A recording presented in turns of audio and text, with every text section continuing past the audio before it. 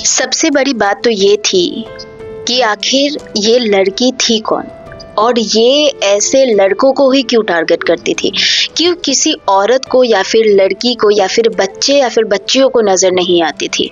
क्यों सिर्फ मर्दों को ही ये नजर आती थी। और उसी रास्ते में ऐसा आखिर क्या हुआ था उसके साथ। जब सुब्रता भट्टाचार्य जी ने ये बात उस गांवपुरा को जब उन्होंने पूछा तो गांवपुरा बताने लगे कि जब मैं छोटा था तब मुझे ये पता चला कि ये लड़की यहाँ की नहीं थी। ये अपने मम्मी और पापा के साथ किसी दूसरे जगह से आई हुई थी क्योंकि उनके पापा को यहाँ पे काम था।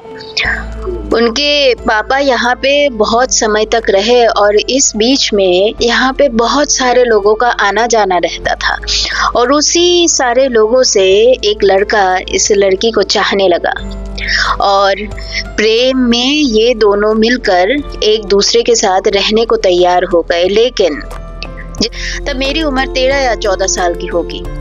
उसके बाद से उस लड़के का कोई अता पता नहीं चला।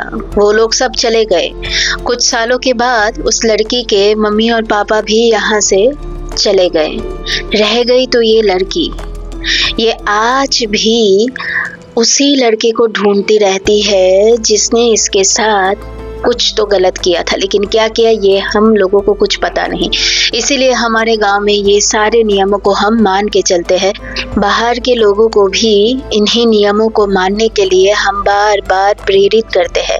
लेकिन अगर कोई हमारे इन नियमों को नहीं मानता है तब उन लोगों के साथ होती है बहुत भयंकर घटनाएं जिनको हम भी कंट्रोल नहीं कर सकते।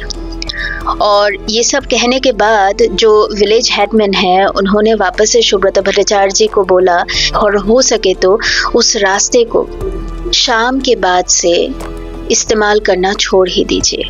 सुब्रता भट्टाचार्य जी ने इस घटना को बहुत ध्यान से सुना और उन्होंने ये समझ लिया कुछ कुछ चीज़ें ऐसी होती है जिसको लेके एक्सपेरिमेंट करना बिल्कुल नहीं चाहिए।